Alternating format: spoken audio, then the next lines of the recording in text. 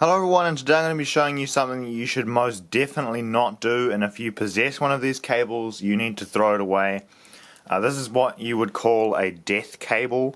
So it's a cable that has a wall plug and then there's a bunch of stripped exposed wires on the end of it. I know it's tempting, I have done it before where I just made a death cable and then wired it up through a bridge rectifier to charge capacitors faster or whatever, but it's really unadvisable. Unless maybe you're a qualified electrician who knows what they're doing. If you have a cable like this, do not keep it. Get rid of it as fast as possible. The best thing you can possibly do is just snip this, and this can go in the bin. Don't make death cables. It will most definitely kill you.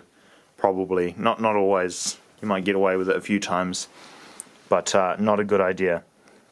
What you can do instead is just snip it and use it as a regular cable. It's decent copper wire and you can use it for stuff. Anyway, thanks for watching and have a nice day. Goodbye.